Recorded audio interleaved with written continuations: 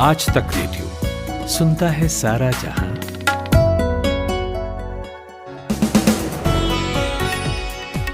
इक्कीस जून की शाम हो रही है, सोमवार का दिन है। हफ्ते की शुरुआत करते हैं आज के इवनिंग न्यूज पॉडकास्ट दिन भर से।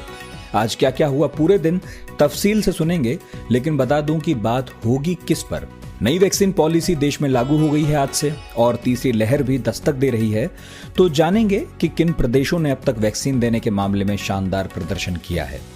एक दस्तक और हुई है, लेकिन वो हुई है कश्मीर के दरवाजे पर मोदी सरकार की।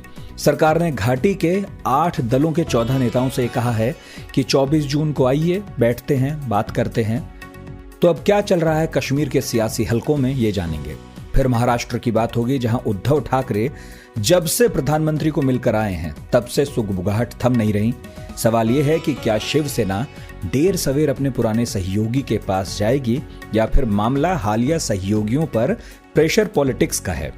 और किम जोंग उन के कोरिया में केला 3300 रुपये प्रति किलो बिक रहा है। ब्लैक टी का एक पैकेट 5000 का है। इस महंगाई का कारण भी खोजेंगे, लेकिन पहले खुशबू से हेडलाइन सुनते हैं।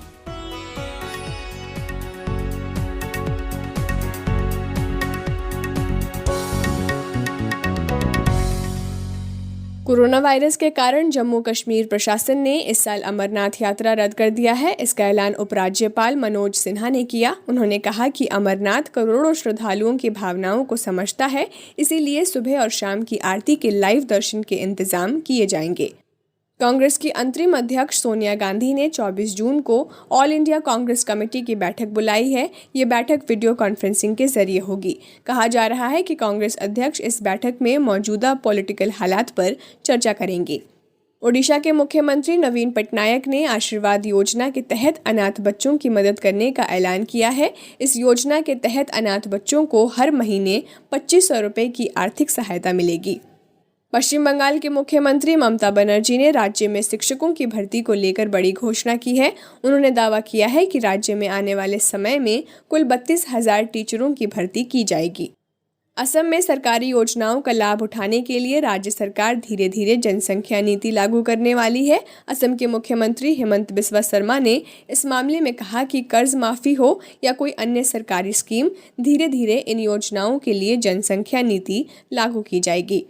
देश में कोरोना वायरस की रोकथाम के लिए आज से वैक्सीनेशन अभियान की गति को तेज किया जा रहा है। इसके पहले ही दिन देश ने करीब 70 लाख से ज़्यादा वैक्सीन लगाने का रिकॉर्ड बनाया है। मध्य प्रदेश में सबसे ज़्यादा 12 लाख टीका लगाया गया है। और बॉम्बे हाई कोर्ट ने पत्रकार राणा अयूब को गाजियाबाद मारपीट वीडियो मामले में 4 हफ्ते के लिए गिरफ्तारी से सुरक्षा दे दी है। गाजियाबाद पुलिस ने एक बुजुर्ग व्यक्ति के साथ मारपीट के मामले में ट्वीट को लेकर ट्विटर, कांग्रेस नेताओं, पत्रकार मोहम्मद जुबैर और राणा अयूब के खिलाफ FIR दर्ज की थी।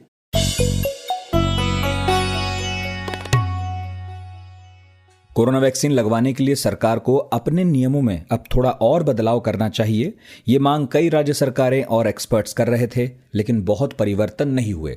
सरकार के पास अपने तर्क थे, जैसे सबके चक्कर में कहीं ज़रूरतमंद न छूट जाएं, कम उम्र वालों के लिए मास्क ही वैक्सीन है, वैक्सीन नेशनलिज्म और कोवैक्स दोनों का साथ साथ चलना ज़रूरी है। लेकिन हालात बिगड़े, और बिगड़ते ही प्रधानमंत्री मोदी ने बताया कि 21 जून से वैक्सीनेशन की नई पॉलिसी लागू हो जाएगी। आज ही है 21 जून, पॉलिसी लागू हो गई है। 18+ वालों को उसका बहुत फायदा होगा। अब तो एप्लीकेशन पर रजिस्ट्रेशन की ज़रूरत भी नहीं बची है। केंद्र सरकार के अस्पतालों में भी वैक्सीन लगवाई जा सकती है। प्राइवेट हॉस्पिटल्स के लिए भी सरकार ने रेट तय किए हैं ताकि मनमानी ना हो। अब हमारा सवाल यह है कि नई पॉलिसी से क्या बदलेगा, सरकारें और बेहतर क्या करेंगी, एक्सपर्ट इस पर क्या सोचते हैं, ये बताएंगे। लेकिन पहले जान लेते हैं कि प्रदेशों में वैक्सीनेशन की रफ्तार कैसी है, कौन सा प्रदेश आगे है, कौन फिसड्डी। इंडिया टुडे की डेटा इंटेलिजेंस यूनिट के मेंबर दीपू राय हैं, सुनिए। देखिए, सबसे बड़ी बात यह है कि जो वैक्सीनेशन की रफ्तार है, तो हम लोगों की डाटा इंटेलिजेंस टीम ने ये देखने की कोशिश की कि अगर हम 1000 के पॉपुलेशन को आधार बनाएं तो कौन से ऐसे स्टेट हैं जो टॉप 5 में आते हैं। यानी कि दोनों वैक्सीन के डोज, क्योंकि दोनों जो मेजर वैक्सीन हैं, कोविशील्ड और कोवैक्सीन, इनके 2 डोज लेने का एक ऑफिशियल पैरामीटर है। तो कितने ऐसे लोग हैं जो पूरी तरह से फुली वैक्सीनेटेड हो चुके हैं 1000 लोगों में। तो जब हमने ये देखने की कोशिश की तो उसमें लद्दाख सबसे ज्यादा 216 लोग हैं 1000 पॉपुलेशन पर जिनको दोनों वैक्सीन लग चुकी है। उसके बाद त्रिपुरा है, छोटे स्टेट्स हैं टॉप 5 में, सिक्किम है और फिर दिल्ली है। और ये दिखाता है कि एटलीस्ट जो वैक्सीनेशन की रफ्तार है और अगर कहें तो वो पॉपुलेशन वाइज ज्यादा वेरी कर रही है और जहाँ पे छोटी पॉपुलेशन है वहाँ पे सबसे ज्यादा वैक्सीनेशन है पॉपुलेशन के अकॉर्डिंगली देखें। तो अगर आप 6 नंबर पर देखें, अभी 20 जून तक के जो डेटा है हमारे पास, उसमें गुजरात 6ठे पोजीशन पर है और वहाँ 115 लोग 1000 में फुली वैक्सीनेटेड हैं। तो और उत्तराखंड में जबकि उसके बाद का नंबर है 105। लेकिन छत्तीसगढ़ और केरला ये ऐसे स्टेट हैं जहाँ पे कि 100 से नीचे 1000 में 100 से नीचे लोग वैक्सीनेटेड हैं। चंडीगढ़ हालांकि एक बॉर्डर लाइन पर है, लेकिन केरल में 95 लोग फुली वैक्सीनेटेड है आउट ऑफ 1000 पॉपुलेशन। तो ये एक ट्रेंड हम लोगों ने ऑब्जर्व करने की कोशिश की, क्योंकि अल्टीमेट गोल जो रेस है वो फुली वैक्सीनेशन की है और उसमें से ये देखने में आ रहा है कि जो सबसे ज्यादा कम पॉपुलेशन वाले स्टेट हैं वहाँ पे फुली वैक्सीनेटेड लोग ज्यादा हैं। और जिस तरह से लद्दाख लगातार टॉप पे बना हुआ है, लेकिन अगर टॉप 10 में भी अगर हम देखें तो दिल्ली का भी पोजीशन लगातार बना हुआ और इवन मई में भी ऑलमोस्ट यही सिचुएशन रही है। लेकिन सबसे बड़ी बात यह है कि जो टोटल पॉपुलेशन का एक बड़ा हिस्सा जिसको गुजरात या तमिलनाडु वाले जैसे स्टेट हैं वो अभी टॉप 10 में शामिल नहीं है, जहां अभी भी कोरोना का सबसे ज्यादा असर देखने में आ रहा है। दीपू राय बता रहे थे सबका हिसाब किताब। बॉटम लाइन ये है कि दोनों डोज लगवाने के मामले में बड़े राज्य पीछे हैं। अब नई वैक्सीन पॉलिसी के फ्यूचर पर बात हो जाए, क्योंकि हमारी आपकी हेल्थ का फ्यूचर इसी पर डिपेंड करता है। क्या बदलेगा अब, ये हमने पूछा पब्लिक हेल्थ पॉलिसी के एक्सपर्ट और लेखक डॉक्टर चंद्रकांत लहरिया से। हमने देखा है कि पिछले 2-3 महीने से जहां पर लोग अधिक संख्या में आ रहे थे, वैक्सीन की डिमांड अधिक थी और सप्लाई उसकी काफी कम थी। फिर उसके बाद वैक्सीन का डिस्ट्रीब्यूशन राज्य सरकारों को और केंद्र सरकार में बांट दिया गया था। हम जानते हैं कि राज्य सरकारों को वैक्सीन खरीदने का अनुभव पहले से नहीं था, तो इसकी वजह से काफी सारी कठिनाइयां आ रही थी। वैक्सीन उपलब्ध नहीं थी, लोगों को वापस लौटना पड़ रहा था। तो उस लिहाज से 7 जून को केंद्र सरकार ने जो निर्णय लिया है उसके तहत 3/4 वैक्सीन अर्थात सरकार जितनी भी वैक्सीन खरीदेगी सारी केंद्र सरकार खरीद के राज्य सरकारों को डिस्ट्रीब्यूट करेगी। तो इससे सप्लाई इम्प्रूव होगी। साथ में हम यह भी जानते हैं कि आने वाले दिनों में और महीनों में वैक्सीन की उपलब्धता भी बढ़ने वाली है। तो इन दोनों बातों को मिलाकर हम कह सकते हैं कि पिछले कुछ सप्ताहों में जो लोगों को कठिनाई का सामना करना पड़ रहा था, जिनको आसानी से वैक्सीनेशन का स्लॉट नहीं मिल रहा था, तो मुझे लगता है इसमें सुधार आएगा और वैक्सीनेशन की रफ्तार देश में तेज होगी। इसमें सारे एक्सपर्ट्स कह ही रहे हैं कि अगर हमें कोविड-19 से लड़ना है, इस महामारी से बाहर आना है, तो वैक्सीनेशन ही उसका एक बेहतर तरीका है। अधिक से अधिक लोगों को वैक्सीनेशन मिले। इस पॉलिसी की वजह से जो सप्लाई में इम्प्रूवमेंट आएगा उससे मुझे लगता है वैक्सीनेशन की रफ्तार बढ़ेगी और हम जो लक्ष्य है अधिक से अधिक वयस्क आबादी को वैक्सीनेशन कर पाने का वो कर पाएंगे। डॉक्टर लहरिया, नई वैक्सीनेशन पॉलिसी की रोशनी में अब पेंडेमिक रेस्पॉन्स बेहतर हो, इसके लिए सरकारें क्या कर सकती हैं, क्योंकि तीसरी लहर भी सामने है? हमें याद रखना होगा कि वैक्सीन एक टूल है, उसके अलावा जो महामारी से लड़ने के लिए हमें जो ट्रेडिशनल कोविड अप्रोप्रिएट बिहेवियर है, मास्क, उसके अलावा हैंड वॉशिंग और फिजिकल डिस्टेंसिंग, उनका पालन करना है। अगर लोग इन बातों का पालन करेंगे, खासतौर से बाजारों में भीड़ नहीं लगाएं, अनावश्यक मीटिंग्स या जो जहां पर जाना अवॉइड किया जा सकता है उससे रुकें, अगर शादी ब्याह में जाना कैंसिल कर सकते हैं तो उसको करें। तो इस तरह की जो गैदरिंग्स को हम रिड्यूस करेंगे आने वाले महीनों में, मास्क का पालन करेंगे, तो इससे काफ़ी हद तक वायरस का ट्रांसमिशन रुक सकता है। साथ ही अगर हम कुछ समय तक वायरस का transmission mask, physical distancing and hand wash से रोक दें और उस समय को इस्तेमाल करें कि अधिक से अधिक संख्या में लोगों को वैक्सीन पहुंचे, खासतौर से जो गरीब तबका है, ग्रामीण क्षेत्रों में लोग हैं, तो जब सभी लोगों को वैक्सीन लगेगी तो ही वायरस का ट्रांसमिशन रुक पाएगा। और यही तरीके हैं। सरकारों को करना चाहिए कि एक विस्तृत स्ट्रेटजी बनाए, महीने बार गांव और शहरी क्षेत्रों में, हर राज्यों में कैसे वैक्सीनेशन होगा, और उद्देश्य रहना चाहिए कि दिसंबर के अंत तक कम से कम 70% आबादी को और उससे अधिक आबादी को वैक्सीनेशन मिल जाए। साथ में इस बात की तैयारी भी करते रहना चाहिए कि अगर तीसरी लहर आती है तो उस लहर के लिए जो जरूरी स्वास्थ्य सेवाएं हैं वो पहले से उपलब्ध हों, मजबूत हों। तीसरी बात, सरकारों को जागरूकता लोगों में पैदा करनी चाहिए कि समय निकलने पर भले ही वायरस की संख्या या केसेज की संख्या कम हो जाए, लेकिन उसका मतलब यह नहीं लेना चाहिए कि वायरस चला गया है। साथ में यह भी याद रखना होगा कि नए म्यूटेंट और नए स्ट्रेन्स आ रहे हैं तो उनसे खतरा बढ़ता है। तो लोगों में इन सब चीज़ों के बारे में जागरूकता दिखानी चाहिए। और अंत में मैं कहूँगा कि कुछ राज्य फिलहाल जो अनलॉक है या कोविड के रेस्ट्रिक्शंस हैं उनको बहुत जल्दबाजी में हटा रहे हैं। यह उचित नहीं होगा। इससे संभावना रहती है कि वायरस तेजी से फैले, तो राज्यों को थोड़ी समझदारी से और वैज्ञानिक आधार पर और धीरे धीरे जो रेस्ट्रिक्शंस हैं उनको हटाने की जरूरत है। वैसे आज एक ही दिन में 70 लाख वैक्सीन लगने का नया रिकॉर्ड बना है। योग दिवस के दिन लोगों ने काबिल तारीफ जागरूकता दिखाई है।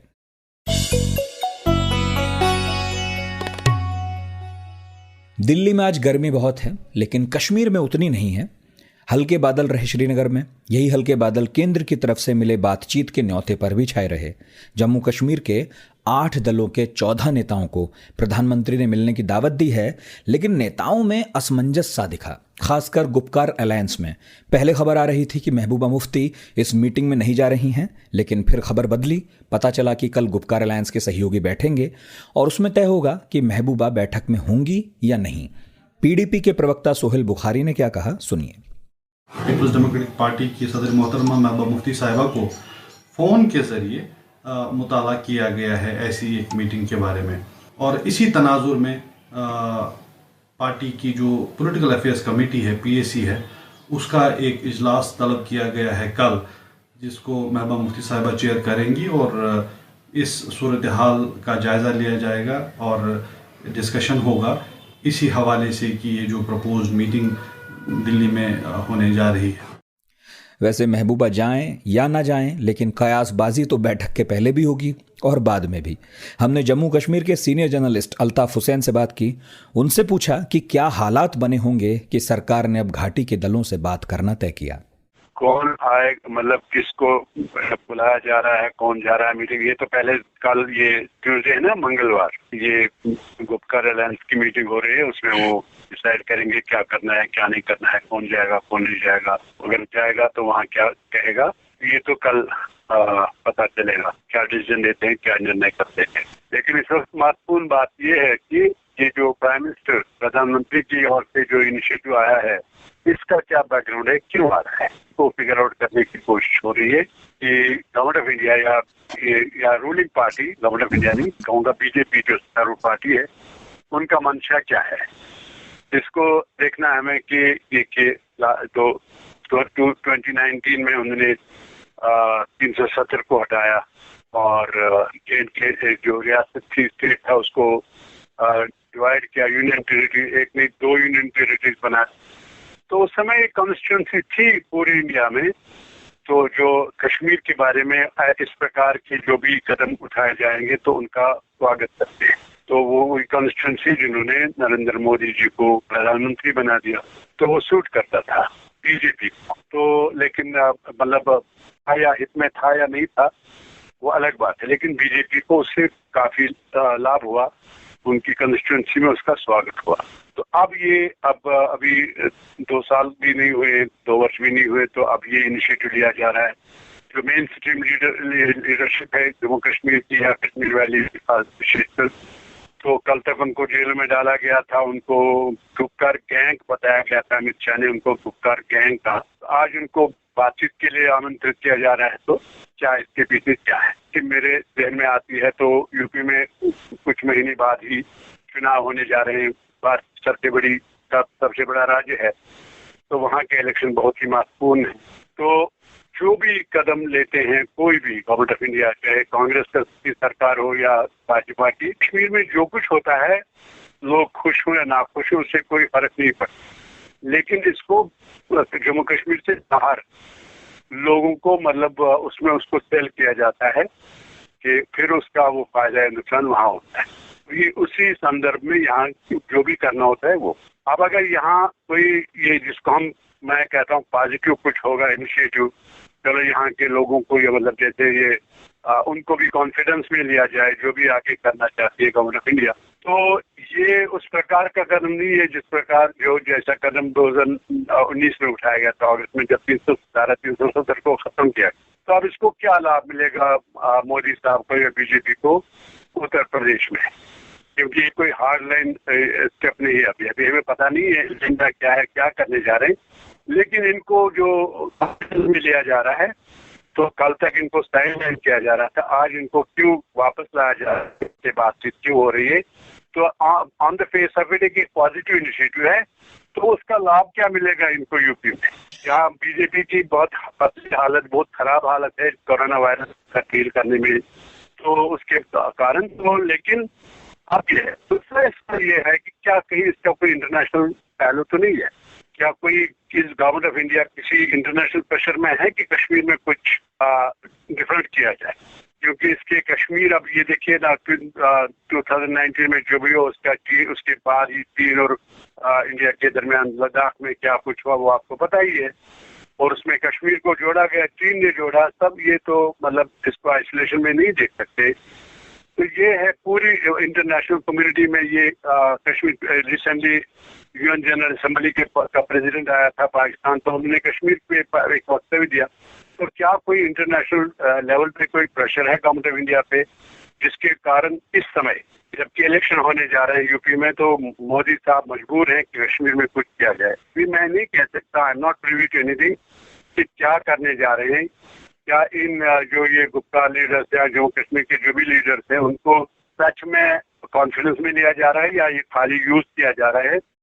अच्छा अल्ताफ जी, ये तो बात सरकार की मजबूरी या मर्जी की हुई। समझ में आता है कि सरकार कश्मीर के मामले में कई बातें दिमाग में रखकर बड़ी होगी, लेकिन गुपकार के साथ क्या मसला है? क्योंकि इस अलायंस ने पहले तय किया कि वो सरकार के साथ अब सहयोग नहीं करेगा, फिर निकाय चुनाव में वो ठिठकता सा दिखा, क्योंकि दिख रहा था कि उनके बीच में सहमति नहीं है, पार्टिसिपेट करें ना करें इसे लेकर वो थोड़े कंफ्यूज थे, और अब बातचीत के न्योते पर भी उनके अंदर एक राय नहीं है। कल तक महबूबा मुफ्ती जो है मुख्यमंत्री रही है स्टेट की, उनका पासपोर्ट रिन्यू नहीं किया गया। अब अचानक उनके मामा जी को जेल से रिहा किया गया, उनकी पार्टी के नेताओं को छोड़ा जा रहा है, एक गुडविल जेस्चर है। तो ये सडनली सब कुछ हो रहा है, तो इसके लिए कितना ग्राउंड वर्क किया गया है इस पार्टी के पीछे हमें पता नहीं है, लेकिन ये है कि इसमें ये है कि ये उनके लिए अपॉर्चुनिटी नहीं है, बहुत बड़ा रिस्क है, चैलेंज है। उनका सारा अस्तित्व इसी पे है, वो क्या करेंगे, कैसे अपने कार्ड खेलेंगे। उनको तो यहाँ रहना है, मोदी साहब को यहाँ वोट नहीं मांगना है। बीजेपी के लिए जम्मू कश्मीर या कांग्रेस के लिए जम्मू कश्मीर इतना महत्वपूर्ण नहीं है, क्योंकि यहाँ 1% आबादी है पूरे हिंदुस्तान की, जो उसका 1% जम्मू कश्मीर। ये इंडियन पॉलिटिक्स के लिए बहुत बड़ी मतलब को राज नहीं है। 6 सीट अब तो 5 ही है जम्मू कश्मीर से पार्लियामेंट में, लोकसभा में। लेकिन बात यह है कि यहाँ के जो नेता है उनको लोगों के सामने जाना है, वोट मांगना है। तो अगर उनका कोई दाव गलत पड़ गया तो वो खत्म हो गए। ऐसे ही उनकी वो क्रेडिबिलिटी मतलब उतनी नहीं रही है, लोग उनके लिए परेशान नहीं है। वो जेलों में भी लोग परेशान नहीं थे, उन्होंने कहा चलो ये उनके अपने थे, अब इन्होंने अपने इनको जेल में डाला तो हमारा क्या जाता है। तो लेकिन अब ये है, अगर अब की बार ने कोई दाव खेला तो इनकी स्टेक्स बहुत हाई है, इसीलिए तो अब फाइनली ये अगर डिफरेंस ऑफ ओपिनियन भी होगा, लेकिन देखना है कि अल्टीमेटली क्या डिसीजन लेंगे वो तो कल पता चलेगा। अल्ताफ हुसैन सीनियर जर्नलिस्ट हैं कश्मीर से, कह रहे थे कि सरकार ने क्यों बातचीत का न्योता दिया ये तो नहीं कहा जा सकता, लेकिन इससे कुछ अच्छा निकल कर आता है या नहीं ये जरूर जल्दी पता चल जाएगा।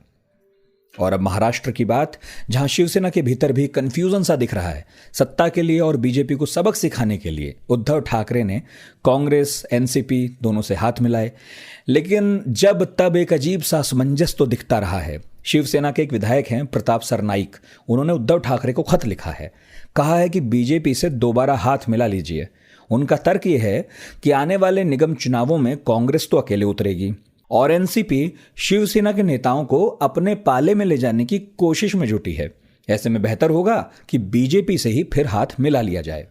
वैसे हमने संजय राउत को भी हाल में सुना था, जब वो प्रधानमंत्री के खिलाफ काफी नर्म दिखे थे। और ये सब उद्धव ठाकरे की प्रधानमंत्री से मुलाकात के बाद से ही लगातार जारी है। तो इससे कई बातें उठी। एक तो ये कि क्या बीजेपी शिवसेना की दूरियां घट रही हैं, और दूसरी ये कि क्या ये बात सही है कि निचले स्तर के नेता और कार्यकर्ता हालिया गठबंधन में कुछ असहज महसूस करते हैं, क्योंकि कांग्रेस और एनसीपी के साथ ये स्वाभाविक मिलन तो नहीं है। तो हमने यही पूछा मुंबई में आज तक के एग्जीक्यूटिव एडिटर साहिल जोशी से। ठीक है, ऐसे कोई संकेत खास करके तो नहीं मिल रहे हैं, क्योंकि पीएम मोदी और उद्धव ठाकरे की मुलाकात हुई उसके तुरंत एक से 1.5 हफ्ते के बाद दादर में शिवसेना भवन पर बीजेपी के कार्यकर्ताओं ने मोर्चा निकाला था। और मोर्चा निकालने का कारण ये था कि शिवसेना में का जो मुखपत्र है सामना, उसके संपादकीय में शिवसेना ने राम मंदिर ट्रस्ट में जो घोटाले की खबरें लगातार आ रही है उस पर सवाल उठाए थे और कहा था कि उसमें प्रधानमंत्री को बीच बचाव करना चाहिए। उन्हें इस बारे में मोहन भागवत और प्रधानमंत्री मोदी दोनों को उसमें बीच बचाव करना चाहिए, उसमें भूमिका साफ करनी चाहिए, इस तरीके की बात कही गई थी। इसके खिलाफ बीजेपी के कार्यकर्ताओं ने मोर्चा निकाला और वहां पर शिवसेना और बीजेपी के कार्यकर्ता एक दूसरे से लड़ गए थे। और इतना ही नहीं, तो उद्धव ठाकरे ने जो शिवसेना के कार्यकर्ताओं ने बीजेपी के कार्यकर्ताओं के साथ हाथापाई की वहां पर उनको शाबाशी भी दी थी।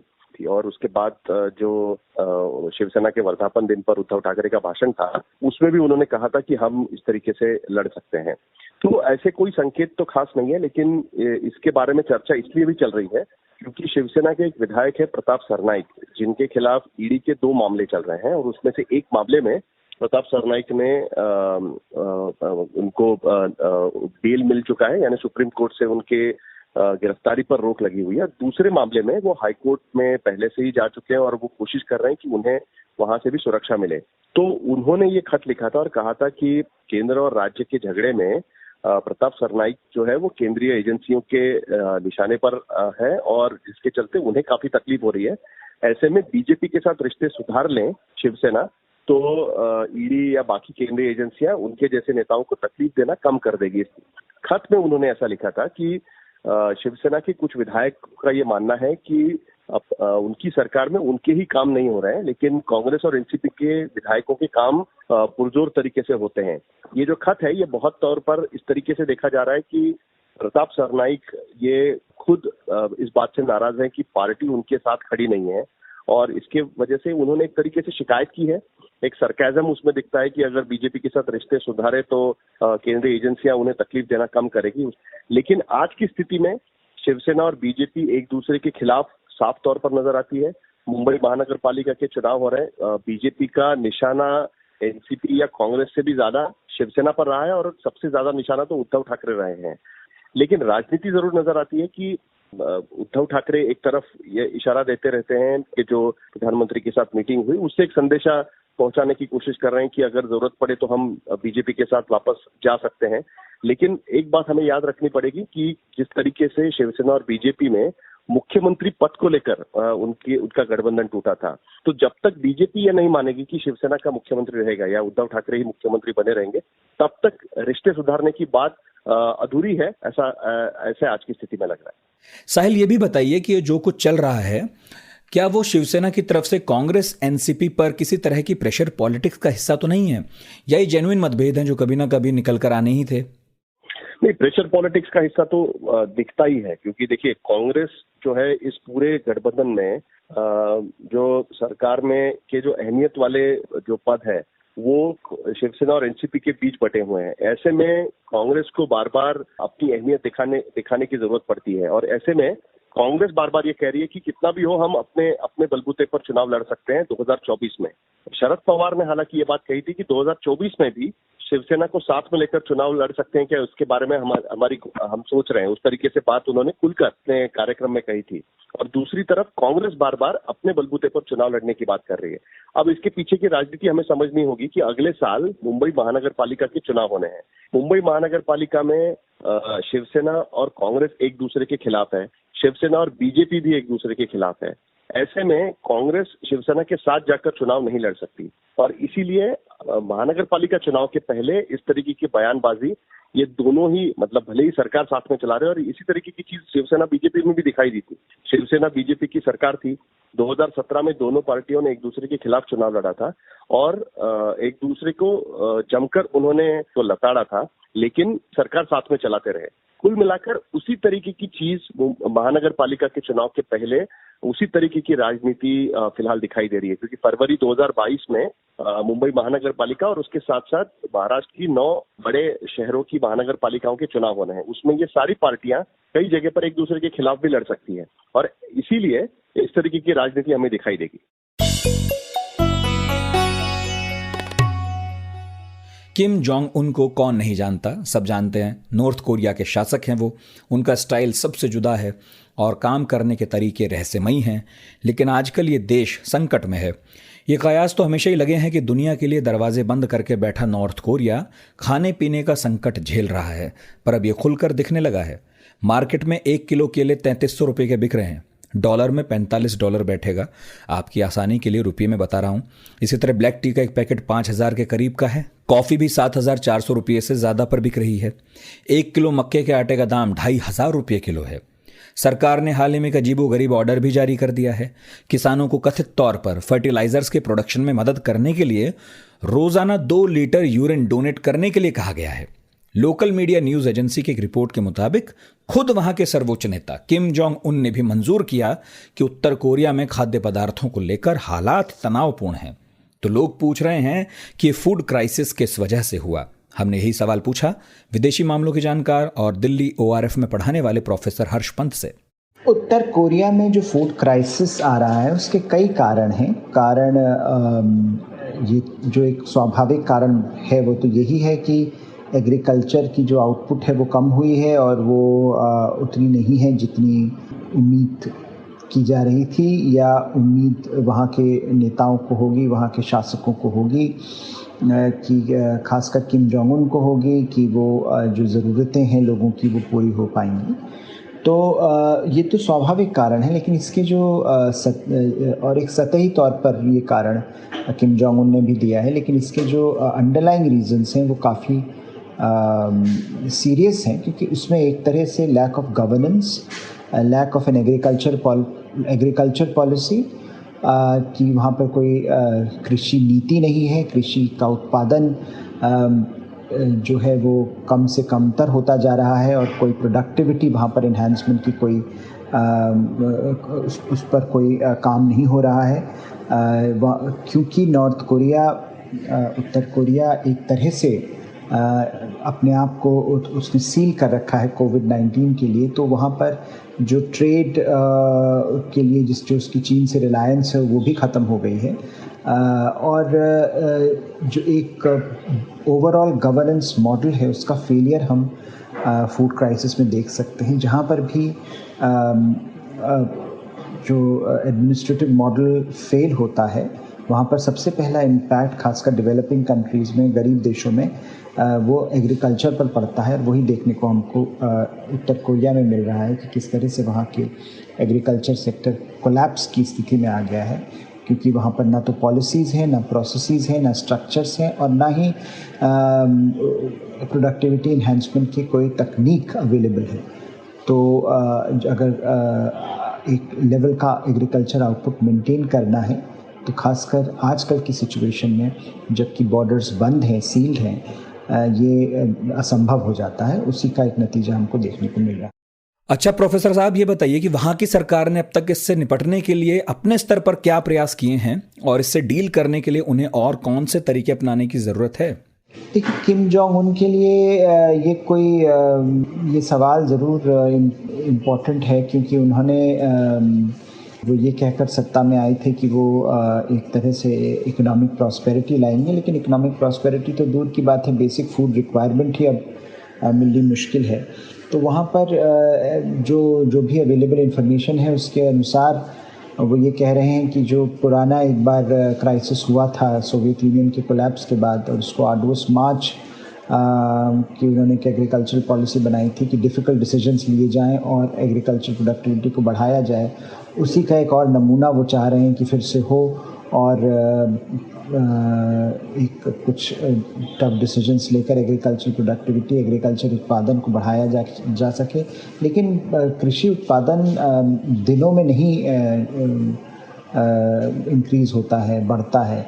उसके लिए लॉन्ग टर्म पॉलिसी की ज़रूरत होती है, उसके लिए तकनीक की ज़रूरत होती है, उसके लिए एक ऐसी सोच की पॉलिसी गवर्नेंस की ज़रूरत होती है जो किम जोंग उन या नॉर्थ कोरिया में जो शासन कर रहे हैं, जो रजीम शासन कर रही है, उसके पास नहीं है। तो मुझे ऐसा लगता है कि जो भी पॉलिसी होगी वो बेसिकली इस समय यही होगी कि किसी तरह से चीन के साथ व्यापार शुरू हो और चीन उनकी मदद करे इस फूड क्राइसिस से उबरने में, क्योंकि जो इंटरनेशनल सैंक्शंस हैं वो तो लगे हुए हैं और इंटरनेशनल कम्युनिटी खासकर वेस्टर्न देशों के द्वारा मदद की उम्मीद कम है।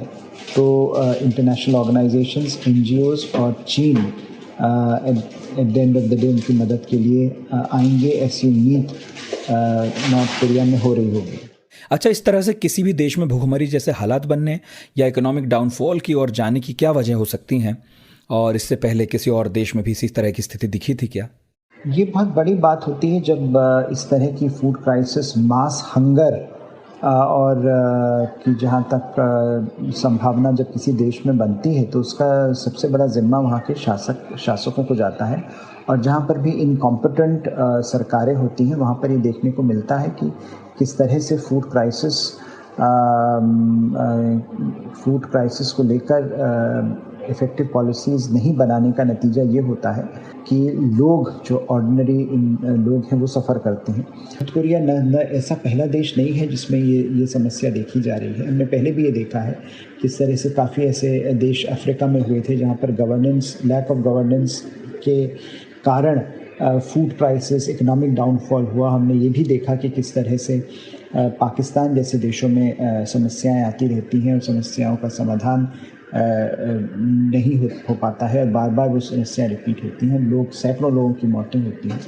तो जहाँ पर भी lack of governance, political governance होता है, वहाँ पर लैक ऑफ एग्रीकल्चर, वहाँ पर लैक ऑफ पॉलिसी, चाहे वो इंडस्ट्रियल पॉलिसी हो, एग्रीकल्चर पॉलिसी हो, सब पर इम्पैक्ट पड़ता है। लेकिन क्योंकि जो गरीब देश हैं वो वहाँ पर एग्रीकल्चर, कृषि प्राइमरी मीडियम होता है एम्प्लॉयमेंट का, तो वहाँ पर इसलिए जो कृषि का उत्पादन में अगर कमी आती है, फूड क्राइसिस अगर होता है, तो उसका लिंक डायरेक्टली गवर्नेंस से और उसका लिंक डायरेक्टली ऑर्डिनरी लोगों से होता है। खैर, हम तो दुआ करेंगे कि कोरिया के लोग भरपेट खाएं, खुशी खुशी जिएं, महंगाई कहीं भी हो कम ही रहनी चाहिए। फिलहाल वक्त है चला चली का। कुछ कहना सुनना चाहें तो मेल कर सकते हैं radio@aajtak.com पर। आज का दिन भर प्रोड्यूस किया है खुशबू कुमार ने और साउंड मिक्सिंग कर रहे हैं कपिल देव सिंह। मेरा नाम नितिन ठाकुर है। सुनते रहिए आज तक रेडियो।